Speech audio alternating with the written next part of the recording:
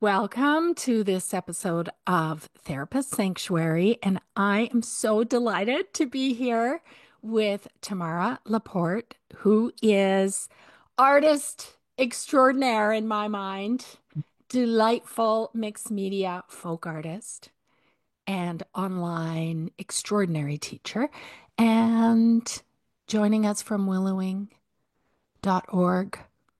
Yeah. Welcome. Thank you. Hello. Hello. Thank And you I'm very Yay! I'm here in British Columbia, Canada, and you are. I'm in the south of England in Devon, the county of Devon. I think it's county. Yes. Ah, Yeah. I am originally a Scottish lassie You said, yeah. from Scotland Yeah. and emigrated here when I was 7. Okay. Yeah, that's why you don't have to. Well, you Oh, managed it to get it the comes accent. back.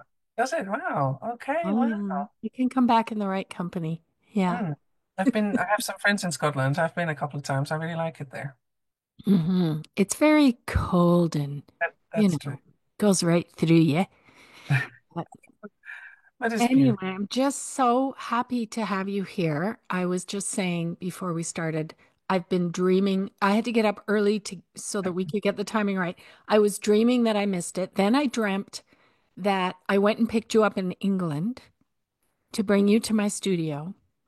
And we ended up having such a great conversation on the way. I thought, we're wrecking the podcast because we're talking about all the good stuff on the drive. You should have had like a secret, or you take your phone and can I record now? That's funny. So there you go. I'm a little starstruck here Oh, with you. thank you, but yeah, Yeah. thank you. So I am just a normal person. I always like to are say. aren't we all? We're gonna get into that. Yeah, yeah. And I first discovered you during COVID, actually. Okay. Yeah. And we were in that lockdown time, which I have fond and delicious memories of. And Mm. I moved my art studio into the house for a short time under the window in my living room so I could sort of not be sequestering in the studio so much. And I did my first life book, Oh wow. Okay. Wow. which is That's your really course. And it was, yeah, yeah. amazing because um, I do a lot of therapy with art, but I've Uh-huh. never in my life taken an actual um, technical art, sort of this is how you draw an eyeball kind of thing, Sure, sure, sure, ever. sure. Yeah. Yeah. So Yeah. welcome. I'm really pleased to be here. I was very excited to read, I love the therapy angle and I thought, oh, that'd be really cool. We're gonna have an amazing conversation. So I always start by asking people this as a place to begin. Mhm. This is sort of a place where therapists come to, hear about their own experience with being a therapist, but also hear from people who've been to therapy. And it's a sanctuary. And so I always wonder, what have you needed sanctuary from in your life? You mean what did I need to go into therapy for? Is that kind of You what you're could think of it that way, or even in general, what did you need your art for? sorry, I have a bit of a cough if I keep coughing sometimes. Yeah, I childhood trauma was my biggest sort of stuff. So I grew up being t I looked different, so I was taller for my age. And children, I love Mm. children, children when they're young, well, in my case, weren't very nice to me. I was very bullied in chi in at school, and so that caused all sorts of trauma.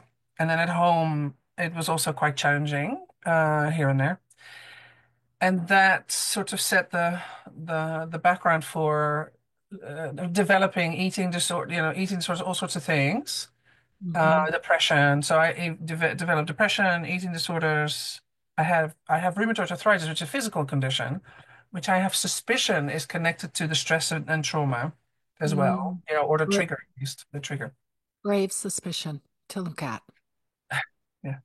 Well, they say that it can be great stress that triggers what is big Yeah, stress immune system, and I've been right. predisposed for sure. it's a physical ailment, but I think the cause of it initially was the trigger of it was psychological. Well, and physical, therefore, right? Because Yeah, psyche, the body. So right. that's a big chunk of my that really propelled me into needing support early on in life with therapeutic support. So I think I saw my first therapist when I was 15 or something. Ooh, Yeah. But felt I remember thinking as a really young child, I was watching a film once, and I was maybe 9, and I saw what happened in that film, and I remember thinking, oh, if that child needs therapy, then I probably need it because I kind of mapped the yeah. storyline in the film onto my life and went, okay. And I was really young when I realized that, thinking, oh, Wow. That yeah. is so, you know, it's so heartwarming to me that therapy was available to you as a teenager because it's when I was in growing up in the 80s, it just was not. It was just not a thing to view children. And of course, it's a big part of my world today is working with children. But it wasn't back then. We didn't even view children as, I think, having emotional struggles. We just saw them as sort of good or bad. Like they were seen as the Yeah. behavior, and that was about it. And so we didn't get sent to therapy. You were in Scotland then at that point. I wanted to see you said in No, I was in Canada. in Canada. Okay, that's Yeah. all. I mean, so Holland, because I grew up in Holland, and that Yeah. so the Netherlands are fairly, or were, and are, I suppose, fairly progressive in many ways. But I suppose also so I was 15 when I was saw that film and thought I probably need therapy. That was an American film that I watched, and I just in my Oh, little head thought, oh, it might, in whatever that I thought I might probably need that. So it yeah. wasn't like my mom was talking to me in a really kind of progressive way, saying, "Oh, are you feeling okay? Do you need Yeah. your play therapist today?" Which is what I've done with my children. Yes. Yeah, what therapy do you need? Which of the therapies would you like? I'm Yes. your mother. No, but there must, I didn't I know. get it. Joking, Mine, I guess. me Yeah. too. Yeah. What was the movie? I'm Oh, curious. I can't remember. I just remember that it was more, it was like it wasn't like a major, like, do you remember when there were TV movies that never made it Yes. to Hollywood, but they were just Yeah. sort of Monday TV, night movies. That kind yes. of So thing. those, and I can't remember because it was literally, I was 8 or 9, and I remember just thinking, oh, this is not good. And that's similar to what happened in my life. So I probably need, and then therapy was a key thing in that film. But, I got distracted now. What was I saying? I don't know where we were. Okay. How was it for you at 15? Oh, that's yeah. Uh so I was gonna try. I was saying, because you asked, you said, oh, you're amazing that it was available to you. Yeah. It wasn't like my parents were talking about therapy a lot or anything. But when I was 15 or 16, just before that, I started developing an eating disorder. So food became a really big problem in my life, and I again realized it was me who realized it's probably not normal behavior or okay behavior. It's really stressful for me. Maybe I need therapy. I literally looked in the phone book for psychologist myself. Awesome. And Awesome. yeah, but my mother, she suggested maybe eventually when I was explaining to her, she was okay with this and said, yeah, maybe a therapist is a good idea or a psychologist or something. So when I went to my very first psychologist, I thought that I should sit there and cry only. I love asking kids what Yeah, their vision is of what they thought would happen. yeah. You hear all kinds of things. And what did you discover?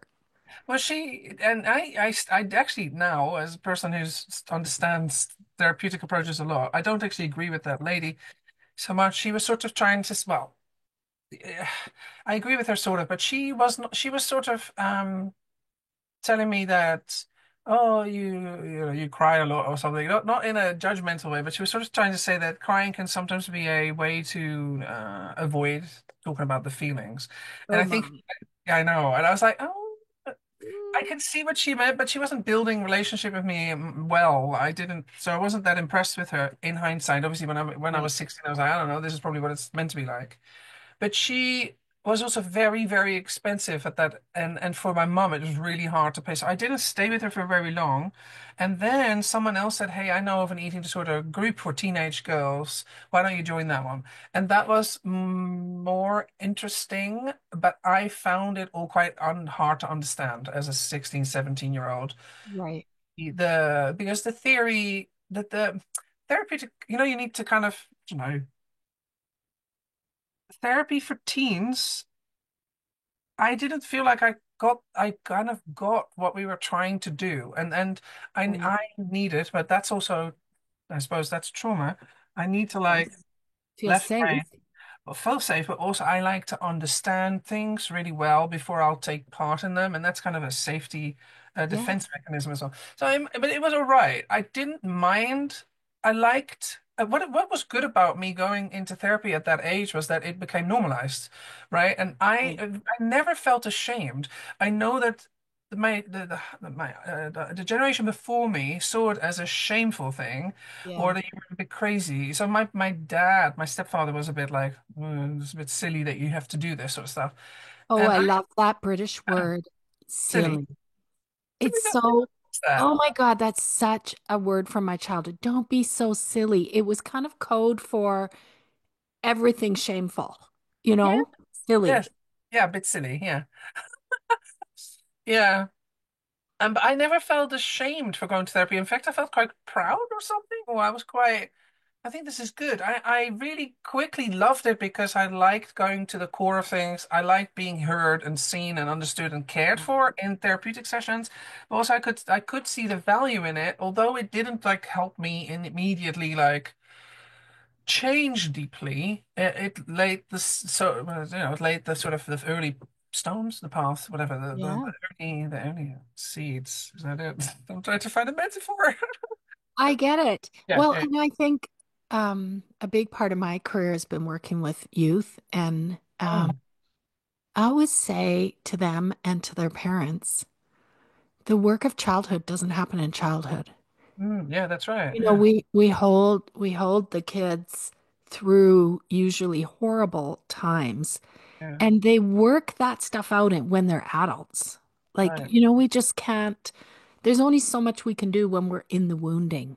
Yes, that's right. Yeah, yeah. And I Oh, think that was the same for me because my wounding also continued while I was in therapy. That's another thing that I always find difficult myself when I meet a kid and I think, oh, clearly they need therapy, but I'm thinking, yeah, but you're in a household where the abuse or even if it's not severe abuse, you know, define abuse, but if the meaning to me, certain things are abuse, while to the government, something that isn't abuse, you see. no. So if you have a very strict parent or someone who doesn't show any care or love or consider your feelings, to me, that's already akin to abuse. If you're just denying, gaslighting a child's emotions. But by law, you can't prove that that is abuse. And sometimes I also think, yeah, well, what then if you conclude that?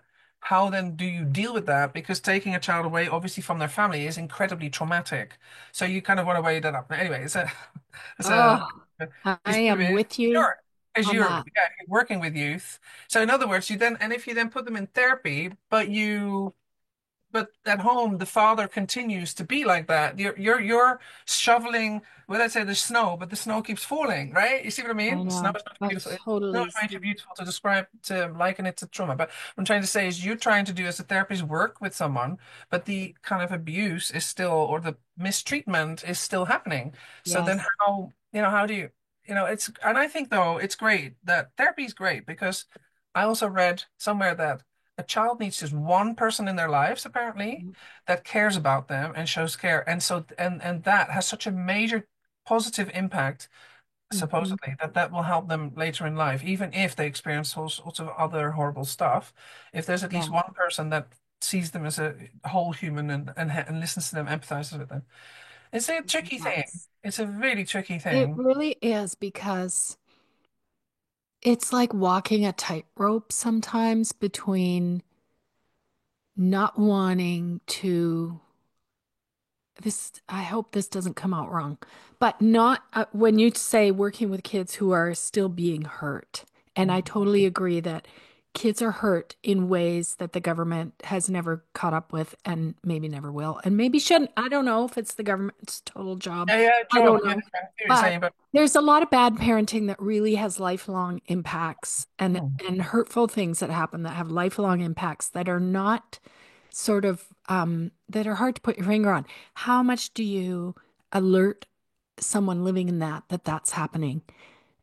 And it's that balance between wanting to really validate that they are not crazy. This is yeah, not, like validate it, but not sort of yeah, being, yeah, yeah, yeah, it's a hard balance, but um it's so worth it and to yeah, me to have yeah, someone. I think you're right. I mean, I remember reading 25 years ago in school that one of the key things that made someone resilient in their life was having just one person who believed. same.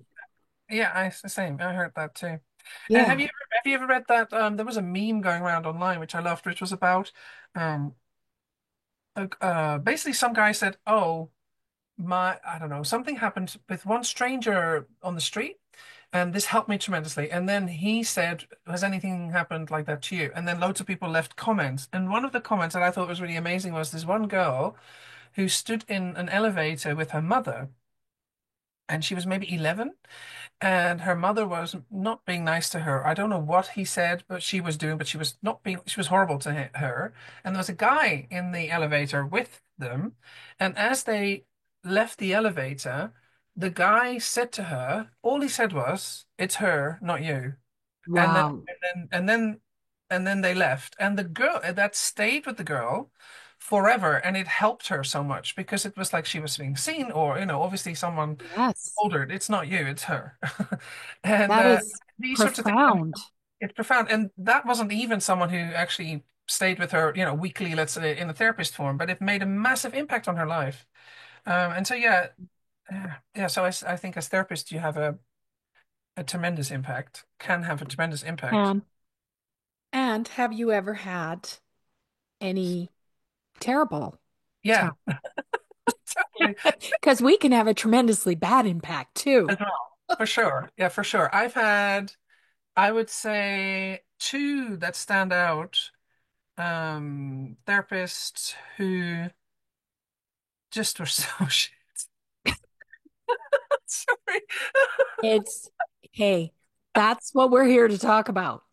Tell me exactly what was Well, shit. one was a psychotherapist, and so I always say to people when I advise people to go into therapy, I say, look, you need to find first of all the style that you'll resonate with, because the theories are different, right? Like the style and the you have Gestalt, you Right. have whatever I mean, I've ended up now. I'm my therapist isn't even formally a therapist, but it's an MVC based person, Uh-huh. Which constellation is nonviolent. communication. And so thinking. that's all about empathy. All I need is someone to just empathize with me and validate my feelings, and then maybe do a bit of work on something. And that works for me. Other people might really resonate with psychotherapy. The psychotherapy is much more analytical, it's much more kind of clinical, if you will. And that can be, look, again, I want to say, I Yeah. found this amazing. There was research done in therapy, into therapy. And what they did was they took like maybe 10, I don't know how many people, 5 people or 10 people that were in non-therapeutic professions. There was like a janitor and a taxi driver and and whatever, so a teacher, whatever. And then they had 10 people that were actually trained as therapists. And then they had a group of people being therapized by all these people. Yeah. And the janitors and those people also pretended to be therapists. And then they asked afterwards Oh who, my gosh, I love this. to rate them, yeah. And Uh-oh. it turned out that the therapists had a mix of feedback, good and bad, and that the group of people that were not therapists had a mix of feedback, good and bad. And the common denominator of those that got good marks were those that were empathizing with the Yes, the uh, basics. yeah, the basics. And so that's a really seems to be a really key thing that helps people, right? Empathy, validating feelings, hearing and affirming, oh, that's what's going on here. And I found that just really fascinating. But so because I say, oh, psychotherapy is, and it's not true, if the person is empathic and they Yeah. apply their method, cool.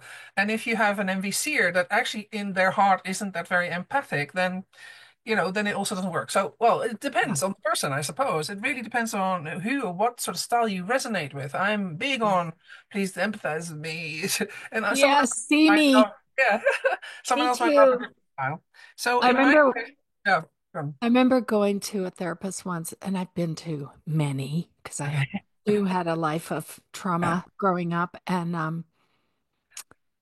she sat so far away from me. yeah, same. That She was psychopath so actually. far away, and she had an actual fucking clipboard that she was writing on, and Yeah, I'm sure she had a lot to offer me.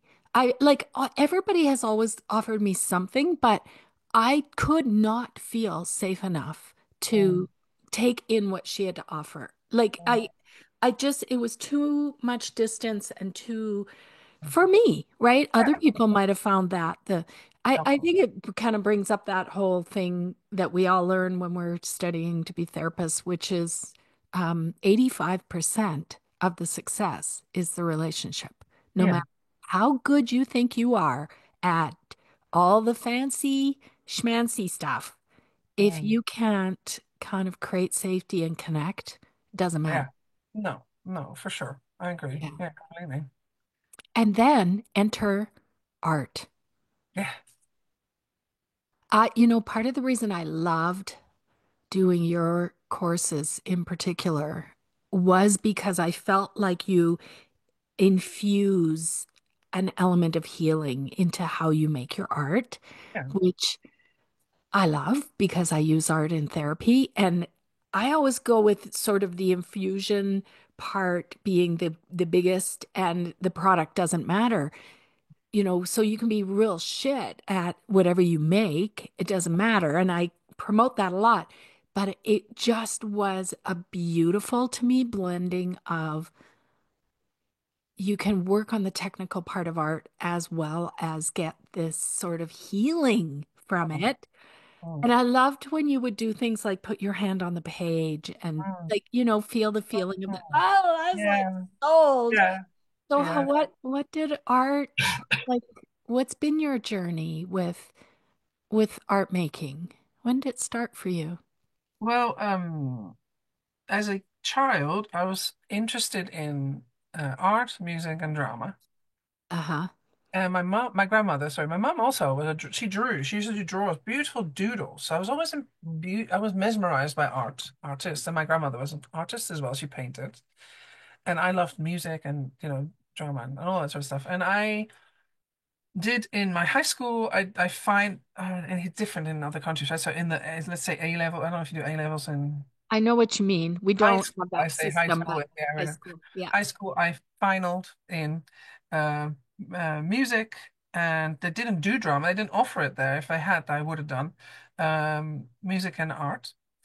And then I wanted to uh s- sorry, I wanted to say as well because I was just describing when I was 15, 16, I had to go into therapy, right? So the spark of it, both therapy was helpful, but it was also interesting to me. I was like, oh, the Mhm. brain and how people function and why they do what they do is fascinating to me. And that very quickly psychology became super interesting to me. But so when after high school, I decided that I wanted to go to art school, and I had a really nice high school, and so I was accepted, which is quite hard in Holland, in two art schools, which I was ever so proud. I was like, oh yeah, amazing, Woo. like all proud of Yay. me. And then I went to one in Amsterdam, and it was a horrible experience. I mean, Oh sorry. no. Sorry, high school, art school in Amsterdam, because I worry sometimes. I think, oh God, these poor teachers, they must sometimes maybe be lit. Maybe they randomly find me and they go, oh, really? For me, it was a horrible experience. I feel bad. Because it was such a contrast in my high school was very colorful and happy and positive, and I had such an amazing time there. And then the art school, I don't know. So you may have heard of, if you go to drama school, all these kind of higher education places can, not always, but they can try to do that thing of we need to break the artist so that the true artist can come out. It was quite dark and sort of critical, and it was the art that other people made wasn't the happy stuff that I wanted to make.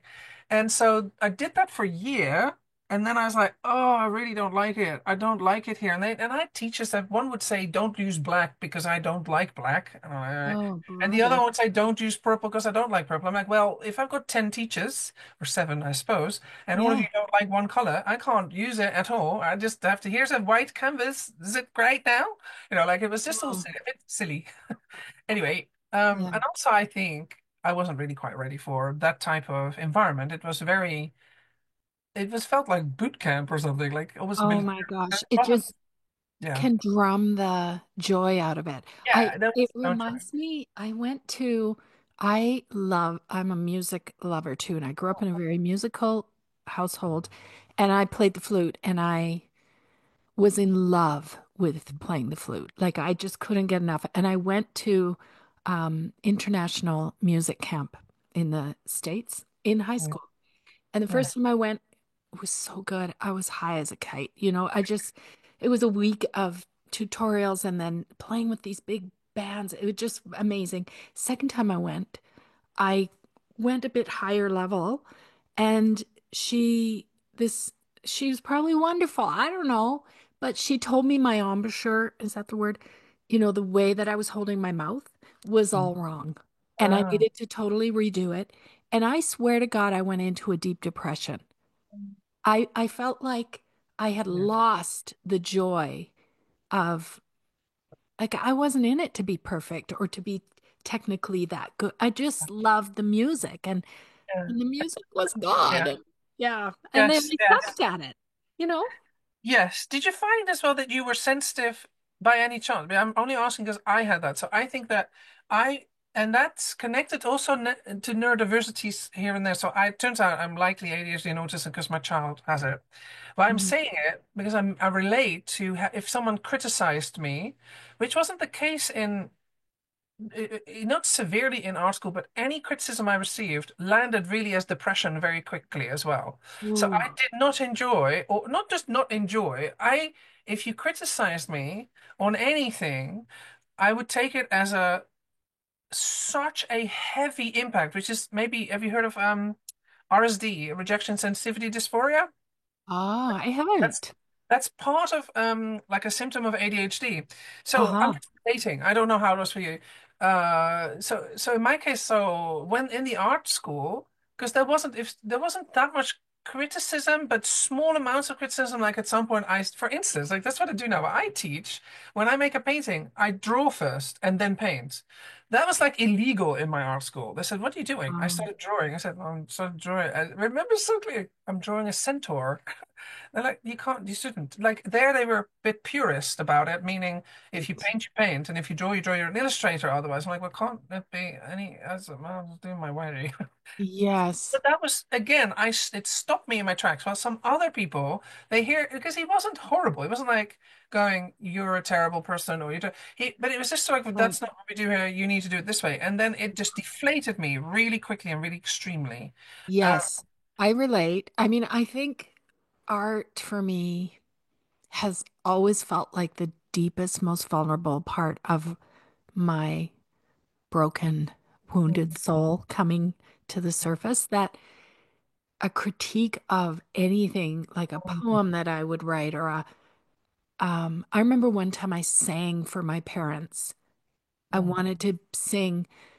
This is a really sad memory for me, but I decided I want to sing them a song, and I remember I sang a Joni Mitchell song, and they kind of laughed at me, and I never have sang again, ever. Like, so yeah, but I can. I'm kind of a fighter. I'm fighty a lot in my life. So, if someone kind of critiques me on something, I can fight back. But with art, it hits me at a whole other yeah, depth because it's yeah. so personal Yeah, it is personal. It's and really hard, isn't it? vulnerable. Yeah. It's so I also don't not And laughing. by the way, I probably couldn't sing. Let's just be clear. Like, I don't think but You but know, part of me wondered maybe but I could sing. that's the thing. No, no, but look, I find that so I hear you. I think that's why I think the power of parenting. I think a lot of people do not understand that how sh- how how what a power they have as parents, like the impact they have as parents. I don't think they understand because as children you keep wanting validation, particularly from your parents, right? Mm. Yeah. And I think like I had wrote a big post at some point because when I was also in high school, so I don't know if you've ever heard me sing. Have you ever heard me sing? Yes, and I Okay. love it. Thank you. So right now, I'm not asking you for a, oh, tell me how amazing I can sing, right? But what I find fascinating is this. In high school, I sang quite in a different, not in a good way. So I would strain my voice. I'm still have trouble with straining now, by the way. But so I loved singing. I wanted to sing, and I had a music teacher who would go, "All right, fine, do it." But she also would be more technically feedbacking me and go, "Yeah, all right, fine." Like wasn't sort of, "Oh, it's amazing," and I was just so desperately looking for people to say, "That's great," or "beautiful," or "love," because also. I had low self-esteem and I thought if I just become an amazing singer, people will love me, right? That's another thing that I did for a long time, that if I just become amazing at things, people will finally love me and then I'll love me. Doesn't Right. work that way. It's just that don't do that strategy. But anyway, that was at play there. But what I realized was when people, because see, the way the feedback from my teacher was never really like, you're amazing. Now, I get that if someone isn't amazing, you shouldn't really say you're amazing because then you're giving them false hope or they might never work on their craft or whatever. However, people telling me it's not good was much more destructive than people saying to me, I love that. And what happened was every time they said, I love that, I worked harder on my craft and now my singing is Hmm. not bad. You know, if you compared my singing to from then Yes. to now, meaning what I'm trying to say is, I'm not saying people should falsely and lie to people, but, Right. but Build them up. I'm just saying that critiques and criticism was more destructive than false positive feedback, or maybe just someone Yeah. saying genuinely what they liked about it. Yeah. It was much more powerful, or less. It wasn't destructive in my case. It was actually powerful to keep me going. And I want to say to everyone who's ever commented on my artwork, because also if you look at my artwork from 2008 to now, that it's more rudimentary. It's not as developed as it is obviously now. And when I look back on that, I go, oh, I could improve that and I could improve that. But loads of people online were genuinely saying, I love your artwork.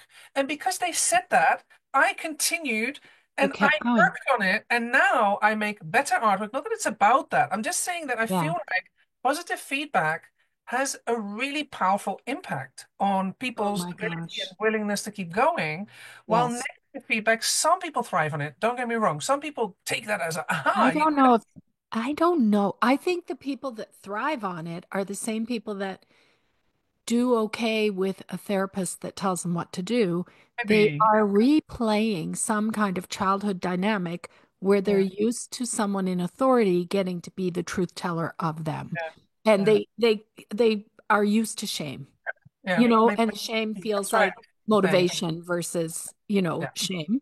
yeah, I yes. I I'm reflecting on I've run a art group for women, art mm, therapy yeah, group for women for a while, many years. And often the women come and they say, "Oh no, no, I can't come to that group because I'm not good at art and I'm not creative and I can't do it."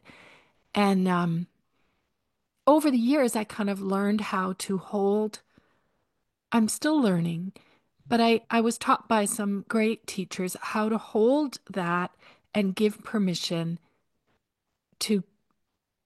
Often, what I say to them is, why don't you come and make very bad art and mm, let it be this channel of healing for you? And then on your way home, throw it in the dump if you mm. want, because it doesn't matter.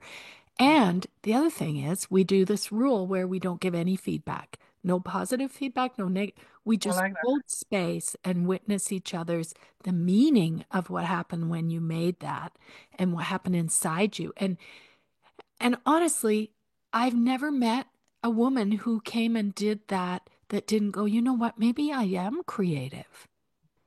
And nicely. I say, yes, we all are because we're human beings. We are here to create. But when you grow up, I agree. When you grow up being told whether it's good or bad or right or wrong, or, It can it- be very it's so stifling. well, and again, like because I say, in my case, I was very much looking for validation and acceptance and being seen because I felt Yes. unworthy. I utilized my art. I taught this, I teach still, but I used to equate my worthiness to how good my art was, which is a really shit way of living.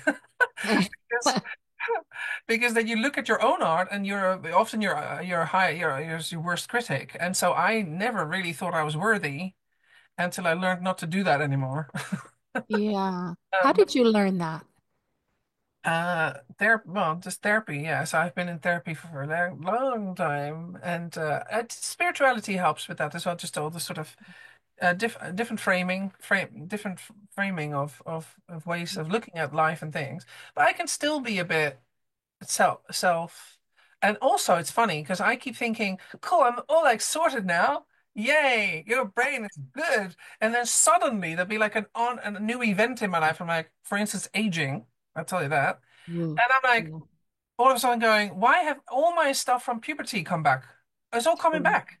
I'm like, Yeah, what's going on? I really thought I'd learn to love myself no matter what. And then I'm like mm, noticing, I mean, that's a whole other thing. I mean, I'm meant to like start talking about it online and stuff, but like I really did not realize that if you're an aging woman, that no one sees you anymore. Not, I mean, obviously online when you are, and I'm yeah, like, oh, this is annoying because it's starting to do the same, it's starting to push the same buttons that it used to do for me when I was a teenager and didn't think I was worthy of anything. So now I feel like, and then what I thought I needed to do was look at how awesome I am.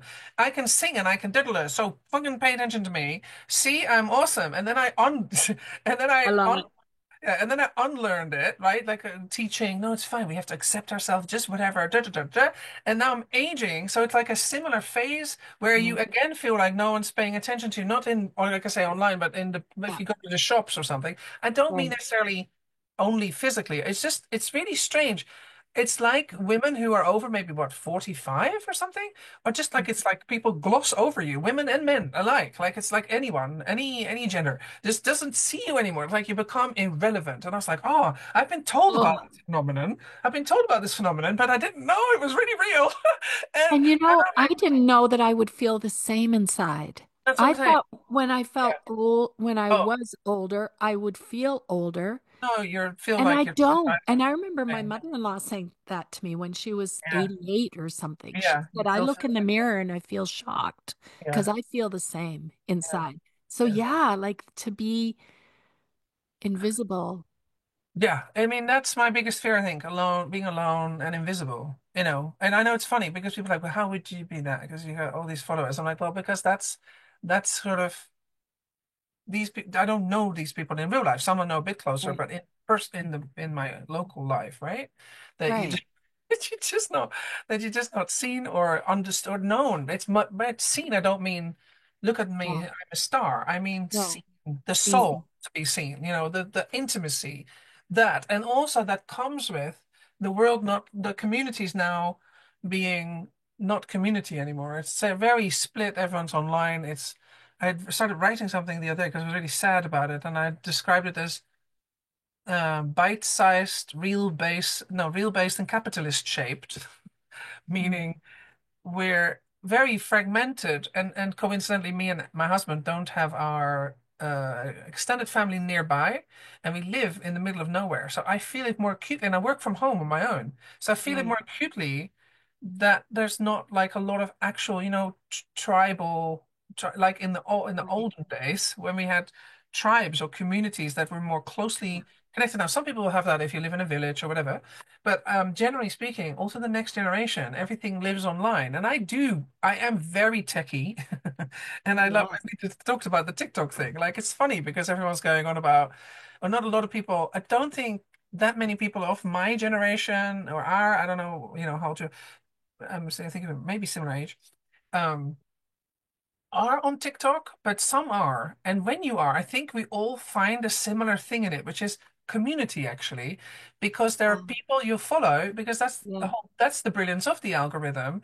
You just it does give you what you need. So I'm looking for community and connection and humor and fun and crying, like you said, and all the and then I have particular creators that I absolutely adore. They make me laugh. I adore them, and they make me feel not alone so much. And so that was being taken away from me. I was like, this is a nightmare. I love it, and I know that it can go wrong. Look, I'm not an advocate actually Yeah. for TikTok. Whenever I say to people, I saw this on TikTok, and I usually say, go, don't go on TikTok. I know. And I'm always like, but I love it. And you know what else it's done is sometimes my husband and I, who've been together a very long time, we get watching it together and we laugh and we lose hours. And the kids are like, "Are you making dinner?" Like, oh my God. We went down the rabbit hole. And it's been this sort of bonding thing. I always say to, I don't know. I always feel a little bit protective too of the younger generation because I think they get critiqued so much for being online and on. But I have a very introverted, sensitive son, and I'm really glad he has that world. Like I'm really happy that they have this other level of connection that I maybe don't fully understand, but I try. And it's yeah, it's like I don't know why this is coming to my mind, but my mother-in-law, who I adored, she's gone now. She was afraid of Elvis, that if she let her kids listen to Elvis in their bedrooms on a record player, they were going to go to hell. And she said, every generation has something they're afraid of that usually works out. Yeah, and I'm not, as parents go, I'm very pro tech.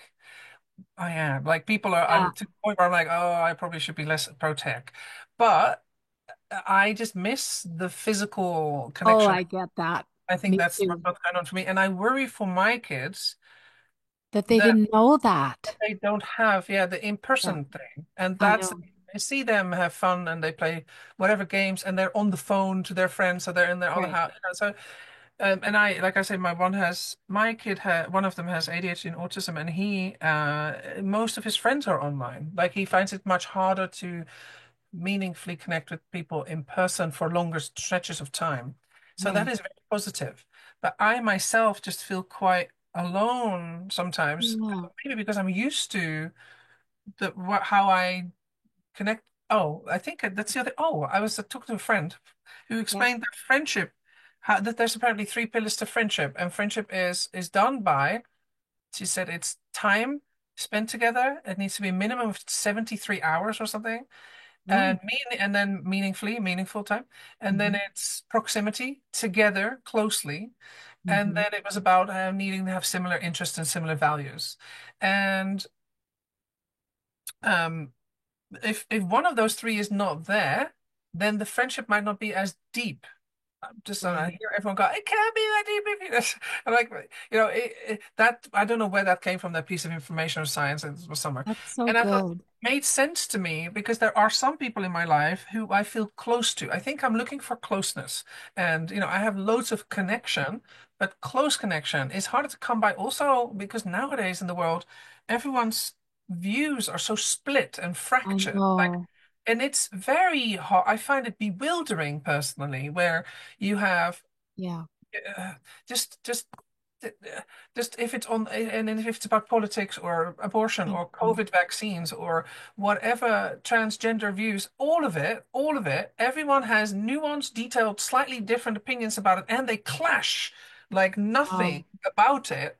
And it's super stressful for me. I find it really sad to see people so polarized on things that they may have agreed on. Like, for instance, if you take the COVID vaccine, so people that did or didn't want to be vaccinated are from all sides of the spectrum, yeah. and then all people on the spectrum are angry with each other for either yes vaccinating or not I vaccinating, and no know. one seems to be able to communicate calmly and kindly about this. And so I am like this, like I this, know. and I and am with you. I I hear you. I found it, well, scary.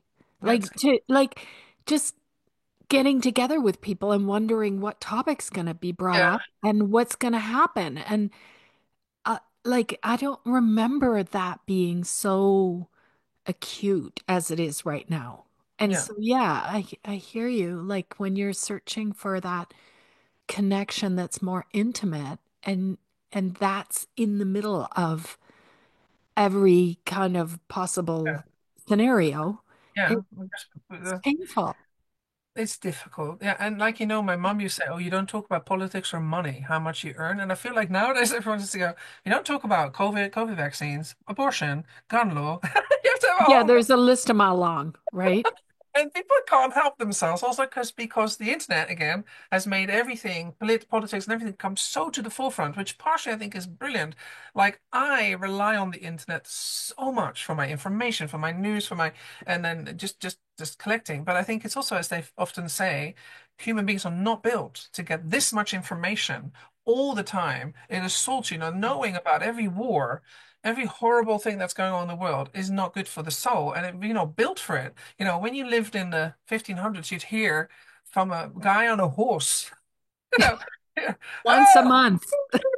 yeah, someone, and it took weeks for him to arrive at your house to say that And John in, two counties down has passed away. That's, oh, really? and there was one piece of information and everybody got the same information. Yeah, and then you cried, and you had like time to mourn John, like, well, whatever. And now it's like, seriously, you wake up and you go, okay, TikTok's down. That's my biggest. No, God. Yeah. And you're sipping water out of fire hose, full blast. Look, I keep wanting to write a poem about the fact, right, that Let's I hear it. know that I shouldn't use conditioner in my hair after a nuclear bomb has gone off. Okay, let me explain this. Let me explain this to you. This is connected to what we're just saying. Because I was like, I think about this often when I use conditioner. I keep thinking, when the nuclear bomb has gone off and you've survived it, do not use this. And I thought to myself, this is insane that I know this and I want to write about it because I What? think this is, the reason I know it is because the Russian war broke out, fighting Ukraine. And then there was constantly this concern: could it go nuclear? Could it go nuclear 3 years ago? Whatever when it Right. started, and Yeah. I'm still. And so I started researching. What do I do if there's a nuclear bomb? Andy always says, my husband says you need to run towards it, which sounds awful. Like this is too much for a human nervous system, right? But how does conditioner come into it? Oh, okay, I'll explain. So when I started researching what do you do in a nuclear war, is Andy said you run towards the nuclear bomb because you don't want to survive that really. But I said, yeah, but what if you're in the rate? So anyway, I researched this, and then you get these videos that explain if you're in the fallout, you should go into a building, and if the radiation has touched you, you should wash yourself. They say basically go into the shower completely, wash yourself. But then there is a warning on these videos that say do not use conditioner because it locks the It'll radiation stick to in. you. Yeah, it Oh, sticks to you. But it's like using Noxzema after having a sunburn.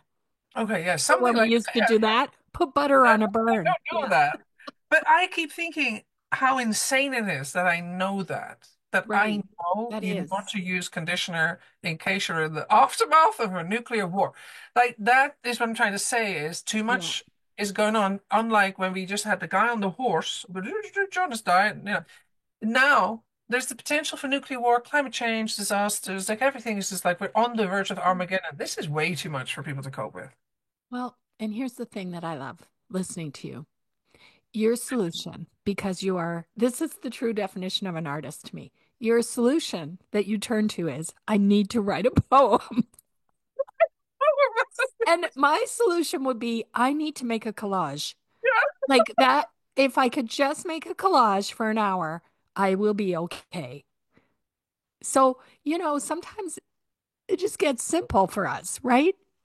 Yeah. Let's simplify it. Let's create. That's well, because I thought, yeah, it's true, and I think the same is for you that these emotions and these experiences we consider as really important, and we want to express and be with it. So I like witnessing, or I have learned through all the therapy that as much as I run away from all the horrible experiences and feelings inside, the better response is to sit with it and to witness it and to empathize with it and to love on Yes. it. Then it dissipates. It's a magical thing, but the It's so instinct. magical. Yeah, so magical. But the instinct is to go, this feels horrible. Ugh. Let's not. Yeah. And instead you mean to go, this is horrible. And I go through phases where I go, oh, cool, I feel something horrible. Let's move towards it. That I'm aware enough or capable enough, mindful enough to go, oh, it's a good time to practice sitting with my difficult things. But my instinct still, not 80% of the time, is to go, let's have a cookie, Oh, or I know. my I feelings or know. whatever. Well, Yeah, yeah, it's very like hard. I think art for me, because of my own whatever history, childhood, sexual abuse, incest, eating disorder, all of it. I think, thank God, I was gifted with a knowing that art would help me digest things, that Yeah, I could make yeah, something. And for me, collage is big and mosaic and nice. sometimes writing. And then I learned that if I made something and talked about it out loud in front of another person, Mm, holy crap, it turned into medicine. yes, Like the more, like, the more you talk about an art piece and what it means to you and what it says, the deeper the meaning is. It brings it in, like to yeah, this sort of, I do have a way to get through the world and to go through, and it's as weird as shit. yeah, And it works for me. Like yeah. some people, I don't know, run marathons, I guess. I, you know, I collect magazines. I'm ripping magazine things out of magazines in the doctor's office and putting them in my purse in secret because I know I want to use it later. It's a great texture. Yes, I love it. Yeah. Right? I dream about art supplies. I had a dream the other night that Yeah. I was a substitute teacher, horror of horrors, and that I spent the entire class going to the supply room and getting art supplies for a project. And when I came back, the class was over. Gotten so many supplies. I thought, So can you long as the a job where there was a room full of supplies of paper and I mean, so that's yeah, it. that's how I cope with the world disasters. Yeah, yeah, yeah, Not in yeah, yeah. therapy. Yeah, Yeah. no, art is amazing. I mean, it's what I like as well for me is I so as I understand it, therapy is that when you have trauma, you can become more logical, like so you like to rationalize things, intellectualize things, and that was very much the case for me. So left brain, much more left brain, like let's resolve this resolution, logical, da da. And that the right brain, the relational brain, might not, I'm just can't say it for all the cases, but it might not be as developed necessarily or as whatever rich in its activity because of the trauma. And so with art, I find that it somehow, particularly when I make weird art. So if I'm too again logical about art, so if I'm like I'm doing a face now and all I'm doing is making a likeness, that doesn't that's quite logical still. That's quite left brain.